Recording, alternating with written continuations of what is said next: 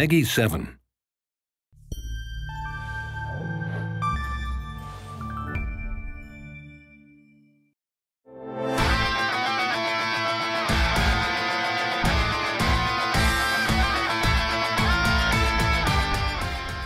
Tell me a little bit about yourself. What's your name? Where are you from? Hey, my name is Thomas Bedenk. I'm game designer with Zeit² Games. We're based in Berlin.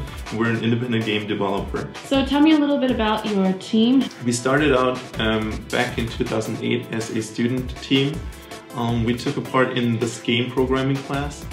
And in order to sign up for the class, we had to develop a 3-day prototype. You could already go back in time in that game. The main mechanics were already there. And then during the semester, we developed it to a more full-featured prototype. We didn't have boss fights and all those things yet, but the main mechanics, the main fun was already in there. What influenced you to make this game and take it a little bit further than just the classroom? Our professor back then was Andy Neal, who is also co-developer of Osmos. He, throughout the semester, told us a lot about the independent game spirit, the independent games community, and he really inspired us to submit our prototype to a variety of different competitions. After the semester was over and we had a pretty solid prototype, we submitted the game to the Dreamville Play. That was already a big success. We decided to also submit our game to the IGF 2009, and surprisingly, we made it into the student final right away. We were in the student showcase. It was really exciting when we first heard about our IGF nomination. We got emails from the media publishers that were interested in taking our game to the next level. And that's also the point where we said, okay, we're gonna try this for real. We're gonna make a company, we're gonna finish developing this game, and we're gonna bring it to Expo. It was our first time for all of us in San Francisco, and it was just awesome to meet all the game developers and everyone who played our game live. That was one of the first times that we could actually show our game to a broader audience, and it was great to see them play our game at the booth. That's also where we made contact to RCP.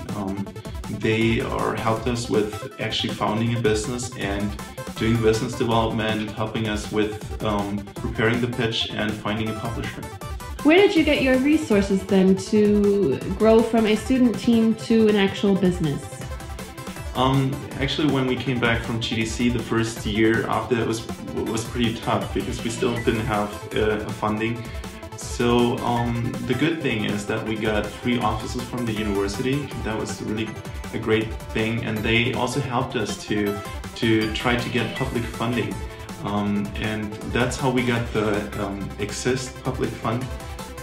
Okay, so you guys actually were quite lucky in that situation. So you have these resources, you have the office. What happens within this year that you have all of this support? We had to focus on improving our prototype of Zeit² because what we wanted to do is take an improved prototype and pitch it to different publishers over the year and try to sell it so a publisher would finance finishing the game. Tell me about the actual moment that you found your publisher. Yeah, it wasn't until a year later that we took part in the Indie Games Challenge. That was another competition, and this time we were able to go to Las Vegas to the DICE conference. It was really nice to again see a different aspect of the industry, because at DICE conference there are more the executive people, and while at the GDC there are more the game developers meeting up. We got the chance, because we were in the IGC, to pitch our game to a variety of people from Microsoft, Epic, NBA.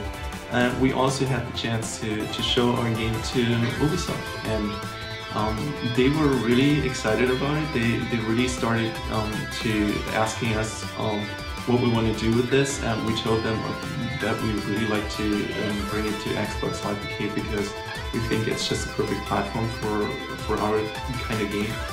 And they liked the idea, and then we basically right there got into talking about the contract and what would work for us and how much money we need. How important is it to you to actually be an indie team, for example? Because you're teaming up with a publisher, how do you still keep that identity of being an indie team?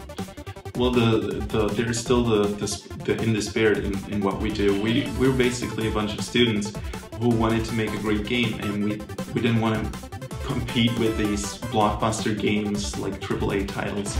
We really wanted to take this innovative concept and bring it to people who enjoy playing new things. Okay, so it's actually quite a long time between the time that you started the game and by the time until now that your game Zeit² is coming out on XBLA in January. How hard was it to put all of this together? It was a long journey developing this game from the first 3-day prototype over the semester final version, and then the IGF submission, the DICE submission, and now the final game. The basic concepts were already there in the original prototype, but there is so much that goes into refining, into polishing the game, into implementing more levels and designing boss fights that are interesting to play. So it's just a long process, and people say that the last 10% of a game take 90% of the time. And you know, bringing a game to Xbox Live Arcade, you also need to meet a lot of technical requirements. So we had to work together with Ubisoft and Microsoft and a big testing team to make sure that everything is taken care of, that you get the experience, the quality level that you're used to from Xbox games. So how was it like working with Ubisoft? How did you still use your creativity and your ideas while working with a third party and their marketing ideas? Yeah, actually working with Ubisoft didn't change too much on how we developed the game. We were completely free with designing. They didn't want us to make something else out of the game. They didn't try to push things that we didn't want. We were so creativity-wise, we were completely free to do whatever we felt was right for the game. Okay, what do you have to say to all those other indie developers out there who are looking for motivation to actually finish the game and get it out? Don't try to compete with the next Call of Duty, or don't try to make the biggest first-person shooter ever. Try to do something that you can possibly finish.